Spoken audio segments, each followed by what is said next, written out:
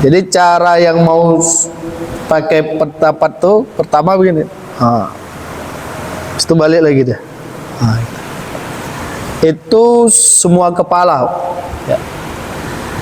Dan ini dipakai oleh kalau ulamanya Imam Malik. Ya, kemarin kita tanya, ya, kalau ada orang bertanya sama kita ikut Nabi atau ikut ulama, tak usah jawab pertanyaan tuh, Pak. Tak usah jawab pertanyaan tuh ya Bu. Nah, kalau ada orang nanya, Ibu ikut Nabi atau ikut ulama, tak usah jawab. Kenapa? Dua-dua jawabannya salah. Lewat aja. 2 jari atau 3 jari di atas mata kaki. Sampai sinilah wudhu kita. Nah, kemudian kaki ini dibasuh seperti kita basuh tangan kemarin, digosok. Kaki ini digosok. Digosok. Kalau Imam Malik di celah-celah kaki itu wajib.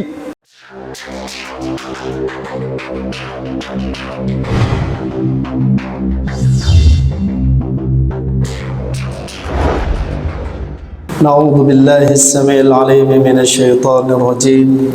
Bismillahirrahmanirrahim. Uhayikum bitahiyatil Islam, tahiyatan min indillah, tahiyatan mubarakah min ahlil jannah. Dari Pekanbaru ke negeri Baghdad, sampai di Baghdad balik lagi ke Pekanbaru. Salam ini salam yang diajarkan Nabi Muhammad, yang menjawabnya insyaallah sehat selalu. Assalamualaikum warahmatullahi wabarakatuh. Waalaikumsalam. Alhamdulillah alladzi jama'ana ala ta'ah wa alafa baina qulubina fasbahna bi ni'mati ikhwana. Nashhadu an la ilaha illallah wa nashhadu anna Muhammadan abduhu wa rasuluh. Allahumma salli wa sallim wa barik ala habibina Muhammad sallallahu alaihi wasallam. Alladzi la yantiqu 'anil hawa in huwa illa wahyu yuha. Salatu wassalamu ala alihi wa ashabihi ahli sidqi wal wafa. Alhamdulillah, bersyukur kita kepada Allah, berselawat kita untuk Rasulullah. Allahumma salli wa sallim wa barik alaihi. Selawat dan salam untuk keluarga, sahabat dan pengikutnya. Apa kabar Bapak Ibu? Sehat? Alhamdulillah. Sehat badan, sehat hati. Tidak ada yang sakit hati hari ini. Aman ya? Aman. Baik, Bapak Ibu yang dimuliakan Allah, kita lanjut kajian fikih ibadah kita. Kemarin kita telah membahas tentang rukun wudu, ya, rukun wudu dan cara melaksanakannya. Jadi ada orang yang rukunnya tahu tapi cara membasuhnya tak dapat. Nah, selain kita mengetahui rukun wudu, kita juga mengerti bagaimana cara membasuh ataupun mengusapnya. Sudah kita sampaikan ya, kemarin tentang 2 rukun wudu. Ya, yang pertama adalah wajah, yang kedua tangan. Tangan sampai siku atau lewat siku? Lewat siku, bukan sampai siku ya. Jadi wudu kita bukan wudu basuh tangan sampai siku, tapi basuh tangan lewat siku. Apa bedanya? Pasti beda ya, kemarin dah kita jelaskan perbedaannya. Lalu yang ketiga ya, hari ini tentang rukun wudu itu adalah mashur ra's, yaitu mengusap kepala. Usap kepala, bukan usap rambut ya, usap kepala. Tapi ada juga yang memasukkan pembahasan ini mengusap rambut. Jadi kalau usap rambut tuh rambutnya begini. Kalau usap kepala itu memang kulit kepalanya. Kenapa digunakan bahasa mengusap kepala? Karena nanti ada orang yang tak berambut. Jadi kalau tak berambut pun dia tetap ada perintah untuk mengusap kepala. Mashur ra's ya. Wa ma'nahu al-isabatu bil balal. Nah, Yang maksud dengan mengusap kepala ini, dia yang penting basah saja, Pak. Jadi di kepala ini tujuannya basah, tak perlu digosok, ya, tak perlu begini. Nah, kalau tangan kemarin harus digosok, kalau kepala. Nah, tentang takarannya inilah yang ada perbedaan para ulama kita. Nah, yang pertama menyampaikan tentang mashu jami'u ra'sahu, semua kepala.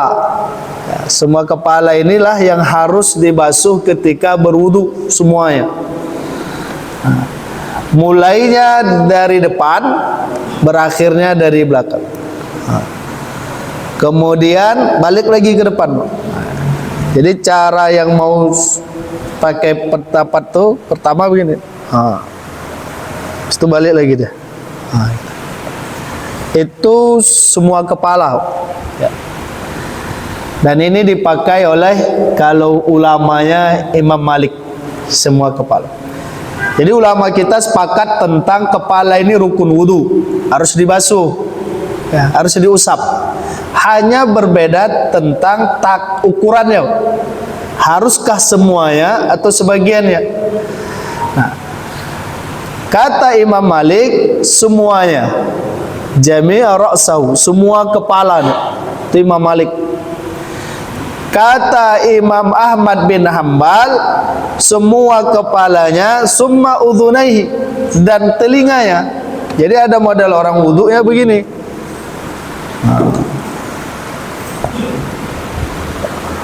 Semua kepala sekaligus telinga. Dan itu sekali saja. Ya. Kalau yang kepala seluruhnya tadi sekali juga, Pak. Jangan dibuat 3 kali.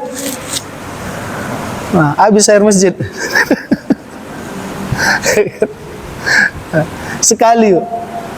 Kalau yang mau buat 3 kali ada. Kalau yang mau 3 kali itu dia bukan semua kepala yang 3 kali. Jadi memang harus duduk pembahasan ini. Ya, jangan sempat semua kepala kita basuh tapi kita buat 3 kali. Kalau yang mau mengusap kepala seluruhnya boleh. Tapi kalau yang 3 kali untuk seluruh kepala itu kita tanya ini fikihnya siapa itu. Karena harus sesuai pasangannya itu. Sama dengan kalau kita kaji tentang sholat, nah, ada orang yang baca Al-Fatihah pakai bismillah, jahar bismillah. Tapi ketika kunut dia tidak kunut, itu agak sungsang. Nah, kalau pasangannya itu kan udah ada pasangan masing-masing. Nah, jadi kalau seluruh kepala boleh, seluruh kepala sekaligus dengan telinga boleh. Nah, lalu yang ketiga pilihannya adalah nih setelapak tangan. Untuk kepala ini takarannya setelapak tangan. Kenapa setelapak tangan? Karena hadis ini dipakai oleh Imam Abu Hanifah. Rasulullah SAW pernah dia mengusap kepalanya hanya bagian depan kepalanya saja. Dan diperkirakan itu setelapak tangan. Dari mana perkiraannya? Perkiraannya berdalil. Karena Allah katakan wamsahu biru'usikum. Ada huruf ba di situ. Biru'usikum. Wamsahu biru'usikum. Harusnya kalau kaidah bahasa Arabnya wamsahu ru'usakum, itu aja. Tidak perlu pakai biru'usikum. Kenapa harus pakai huruf ba? Itu dikaji oleh ulama kita. Ternyata ba yang dimaksud dalam Al-Quran surah Al-Maidah ayat 6 itu adalah babul alah, menunjukkan alat. Alat untuk mengusap kepala itu adalah tangan. Maka takarannya setelapak tangan. Nah, itulah bahasa Arab itu, satu huruf aja ada artinya. Nah, tapi kalau kaji tasawuf beda lagi dia. Huruf ba itu menunjukkan alat. Kalau kita pernah dengar kisah Nabi Musa dikejar oleh Firaun, Nabi Musa itu kan memukul tongkatnya di Laut Merah. Pertanyaannya, bagaimana setakar dan seukuran apa Nabi Musa memukul Laut Merah itu? Misalkan kalau ini tongkatnya, Pak, apakah diginikan saja oleh Nabi Musa? Tik, Nah, lalu terbelah laut. Atau berulang kali terbelah lautnya. Nah, ternyata dari huruf ba tadi, idrib bi asaka. Ada huruf ba di situ, Pak. Ba itu tadi menunjukkan alat. Maka cara Nabi Musa alaihissalam membelah lautan itu sesuai dengan perintah Allah, seukuran tongkatnya. Nabi Musa memukul laut itu seukuran tongkatnya. Jadi bukan dipukul tik, nah udah gitu. Tapi seukuran tongkatnya. Terbelah laut itu. Segitulah ukuran Nabi Musa alaihissalam memukul lautan sehingga terbelah itu yang namanya laut tadi. Disebut laut merah, tapi kini tengok tak ada merahnya. Ada berubah merahnya. Laut biru ini ya. Wamsahu birusikum. Nah, lalu Imam Syafi'i mengatakan, in kana kulluhu jaiz, kalau seluruhnya itu boleh, wa ba'dhuhu jaiz, maka sebagiannya juga boleh. Sebagian dalam pendapat Imam Syafi'i ini minimal 3 helai, minimal. Jadi tak usah juga karena kuat kali Imam Syafi'i ya gitu ya. Akhirnya 3 helai saja diambilnya. Mau wudu ambil 3 helai. Kok gitu wudu ya Imam Syafi'i Pak Ustaz? Itu kuat betul Imam Syafi'i. Jadi setelapak tangan, kalau setelapak tangan 3 kali. Nah, kalau yang seluruh kepala sekali, Pak. Karena Imam Malik menyuruh sekali saja. Dari depan ke belakang dari ini. Ada yang sekali dengan telinga. Boleh. Terus timbul pertanyaan, yang mana yang benar? Mana betul? 3-3-nya betul. Yang mau seluruh kepala balik sampai ke belakang, kemudian balik lagi ke depan, betul. Yang seluruh kepala sekaligus dengan telinga sekali saja, betul. Yang setelapak tangan juga betul. Nah, jadi tidak boleh kita, ini yang benar, ini salah, tidak boleh. Karena semua hadis yang dipakai oleh para ulama kita itu hadis sesuai. Riwayatnya berbagai macam. Ada Imam Ahmad, Imam Al-Bukhari, Imam Muslim, Imam Ibnu Majah, banyak macam. Jadi tak boleh ketika ada orang berwudu kecil saja, wudunya di kepalanya dikit begini, lalu kita katakan salah. Yang benar tuh seluruh kepala sekaligus dengan telinga, itu yang benar. Itu salah, bahasanya salah. Jadi tidak ada ya, pilihannya banyak. Dan ini keuntungan bagi kita. Jadi perbedaan ulama itu jangan membuat kita tambah bingung. Karena ada perbedaan ulama ini membuat tambah bingung kalau kita tak betul menyikapinya. Perbedaan ulama itu bisa membuat kita nyaman dalam beribadah, bukan tambah bingung. Sampai sekarang ini pertanyaan itu masih timbul, Ustaz, menyentuh istri batal atau tidak? Awak tanya suami, kalau bapak, kalau saya tak batal Pak Ustaz. Saya tanya istrinya, kalau ibu, kalau saya batal Pak Ustaz. Suami istri beda. Kalau ibu bilang batal, suaminya bilang tak batal. Masih timbul pertanyaan ini. Kenapa? Karena setiap ditanyakan ke Ustaz, ke penceramah, jawabannya juga macam. Kata Ustaz yang satu batal, kata yang lain tak batal. Ada pula yang berpendapat kalau pengantin baru tak batal. Tapi kalau ada 20 tahun batal. Macam pendapatnya. Jadi ketika perbedaan itu kan jadi pilihan. Nanti ketika mungkin salah satunya kondisi sakit atau dalam keadaan yang tidak memungkinkan untuk tidak bersentuhan, nah itu menjadi alternatif pilihan-pilihan kita. Jadi untuk basuh kepala ini pilihannya boleh 3 ya. Tapi kalau nanti fikih begini, kalau bapak ibu berwudu, niat wudunya dibaca ketika membasuh wajah, di situ ada niat wudu, maka di kepala cukup setelapak tangan. Ya. Tapi kalau bapak ibu niat wudu sebelum berwudu, artinya masih di pergelangan tangan nih, di situ udah niat, atau baru dibuka keran, habis itu niat, kemudian basuh tangannya. Kalau di situ bapak ibu pasang niat, maka di kepala seluruh kepala, Pak. Tidak boleh niatnya di awal wudu, lalu di kepalanya setelah pak tangan. Itu tadi sungsang, lari dia, Pak. Karena kalau Imam Malik niat wudu itu di awal, Pak. Itu Imam Malik niat wudu di awal, lalu di kepala, seluruh kepala, kata Imam Malik. Kalau Imam Syafi'i niat wudu itu di wajah, ketika membasuh wajah, di situlah kita niat.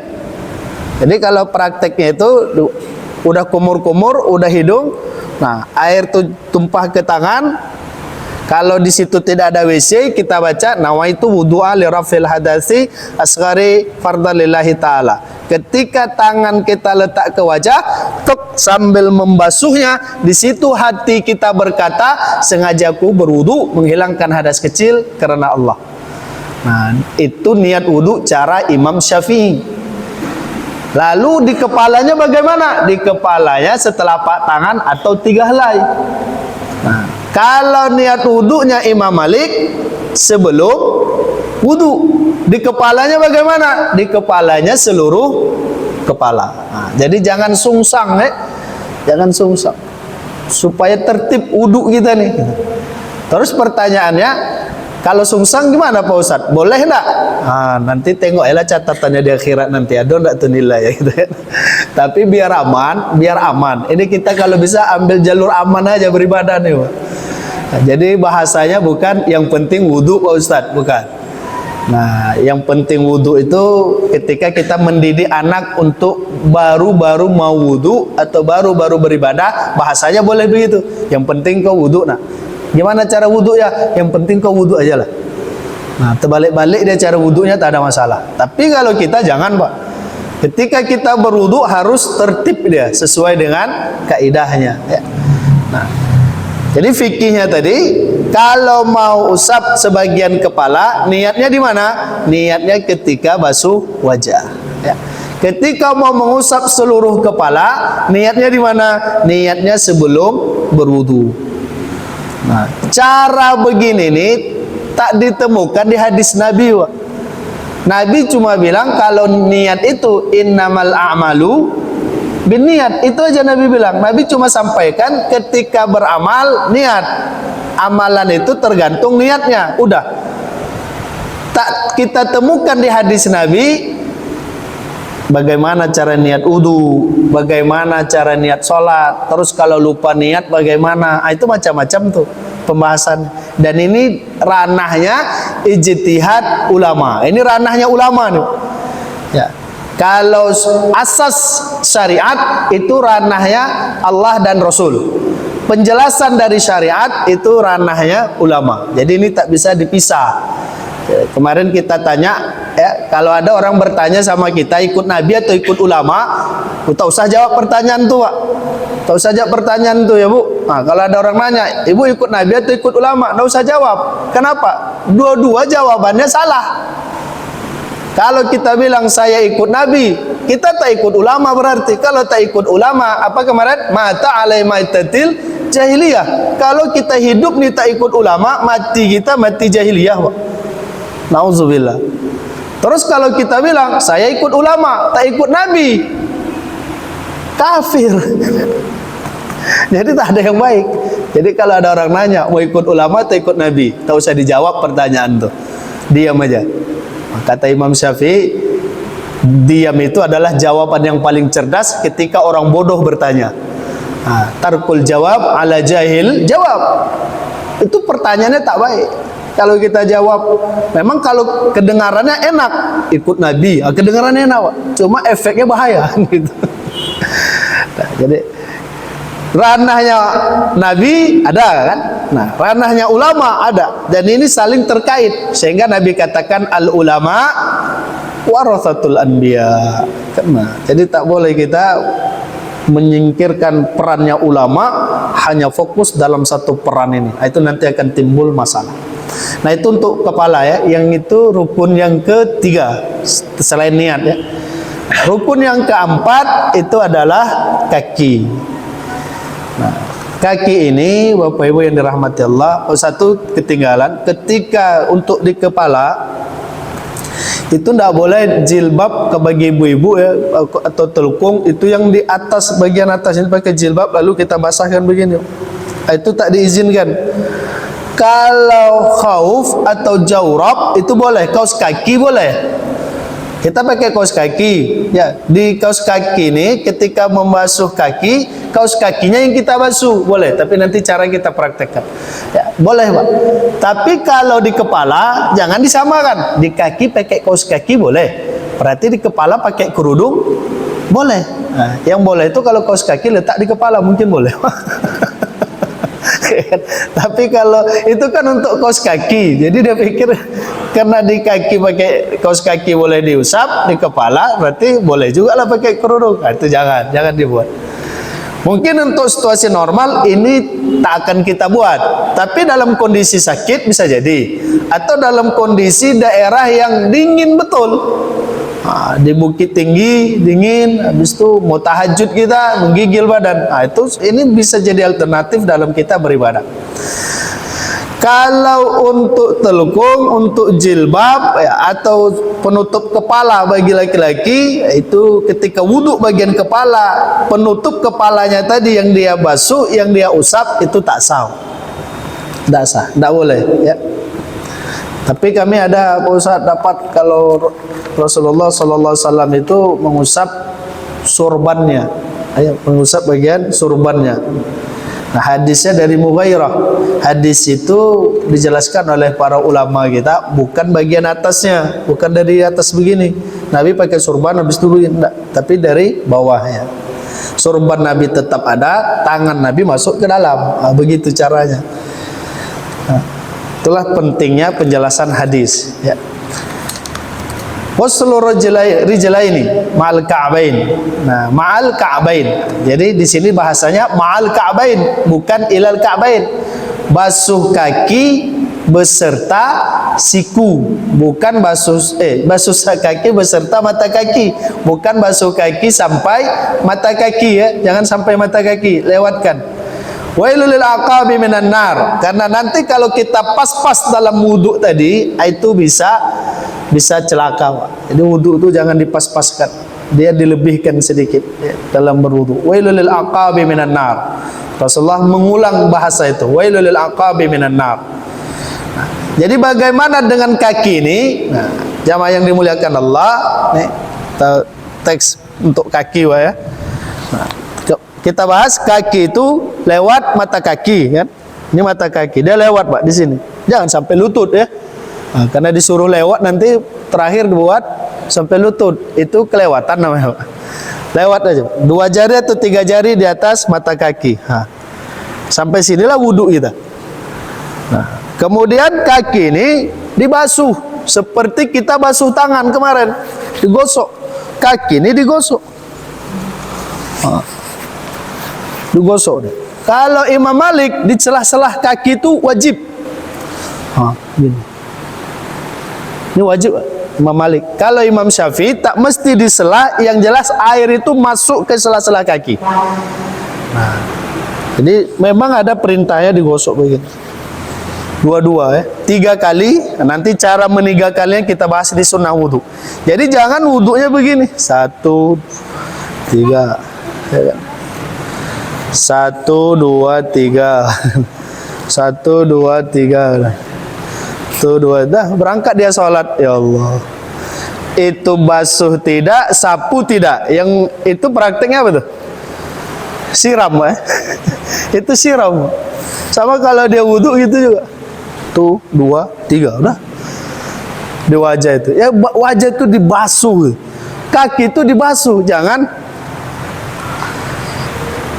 Nah, ini ada juga 1 gosok, 2 gosok. Ya. Kalau masalah sakit pinggang saya Pak Ustadz, kalau sakit pinggang Allah alam lah. Ya, ini sehatnya Pak, tengok badannya. Ya, main futsalnya dia tadi kan begitu. Tapi pas wudhu begitu prakteknya. Jangan Bapak Ibu ya. Nah, jadi kaki itu dibasuh. Dan hati-hati ketika berwudhu nih, di belakang mata kaki nih Pak. Belakang mata kaki ini kalau tak benar cara kita berwudhunya, dia nggak akan basah nih. Kalau dia tidak basah, rukunnya tidak sempurna. Kalau rukun tidak sempurna, sholat sah atau tidak? Tidak. Sholatnya tidak sah. Jadi hati-hati betul ketika kita berwudu, pastikan semua yang rukun-rukun tadi itu selesai, tersentuh air, tergosok dia atau terusap dia. Tidak ada celah dan tak ada cacatnya. Karena ada sahabat Nabi yang tak sempurna dia basuh kakinya, sholat dia disuruh Nabi wudu lagi. Siap wudu, sholat dia jumpa sama Nabi disuruh wudu lagi sampai 3 kali. Kenapa? Ternyata di kakinya ada bagian kakinya sebesar uang logam yang itu tak tersentuh air. Maka Nabi suruh dia ulang wudunya dan ulang sholatnya. Jadi begitulah Nabi perhatian betul dengan wudu sahabat-sahabatnya. Jadi kita juga harus memperhatikan wudu kita. Allah alam. Nah, ini rukun yang kelima selain niat, rukunnya adalah tertib ya. Jadi tidak boleh susah. Nah, nanti cara tertib itu gimana? Kenanya di telinga, Pak. Ya. Kalau Bapak Ibu wudunya berpisah kepala dengan telinga, caranya kan pakai Imam Syafi'i. Kalau Imam Syafi'i pisah kepala 3, tuh 2, 3, baru telinga. Dan di telinga ini karena ada bahasanya tertib. Jadi jangan di telinga itu begini caranya. Itu enggak tuh. Ya, jangan begitu ketika di telinga. Dahulukan kanan kata Nabi kan, tayamun. Dulukan kanan. 1, 2, 3. Baru 1, 2, 3. Kalau satu-satu Pak Ustaz, 1, 2. Itu repot.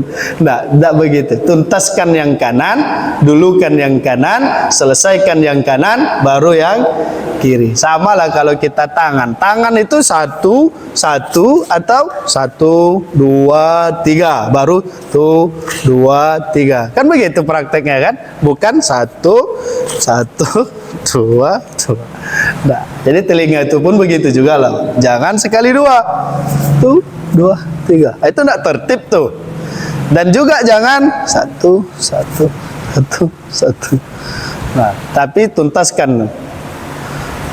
Udah 3, baru 3. Nah, ini rukun wudu. Nah, niatnya sederhana. Niat itu sama lafaz beda ya. Niat itu dalam hati saja. Bahasanya bebas, mau bahasa apa saja. Kalau niat, tapi kalau lafaz harus bahasa Arab. Kalau lafaz harus bahasa Arab. Itulah yang disampaikan nawaitu wudu'a atau usolli fardhu zuhri. Itu lafaz dan hukumnya sunnah, tidak wajib. Yang wajib itu niat dan itu dalam hati. Kalau wudu niatnya simple dan sederhana saja. Apa niatnya? Aku berwudu karena Allah. Dah, itu saja yang ada dalam hati. Jangan nawaitu wudu'a li rafil hadasi asghari diterjemahkan ke bahasa Indonesia, lama nanti. Ya, enggak. Jadi jangan diterjemahkan. Allah alam. Jadi selesai kaji kita tentang rukun wudu dan cara menyempurnakannya.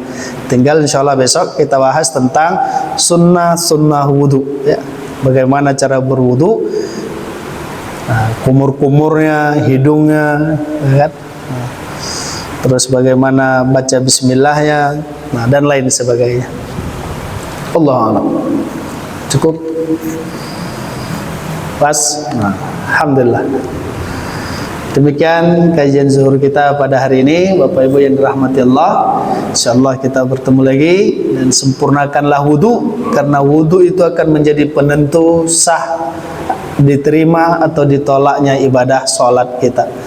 Insyaallah Allah jadikan salat kita salat yang Allah terima ya. Dosa kita dosa yang Allah ampuni, hajat kita hajat yang Allah makbulkan. Amin ya rabbal alamin. Kalau ada keluarga yang sakit atau orang yang berbuat baik kepada kita hari ini sakit, Allah mudahkan, Allah berikan kesehatan dan kesembuhan. Amin ya rabbal alamin. Taqabbalallahu minni wa minkum. Assalamualaikum warahmatullahi wabarakatuh.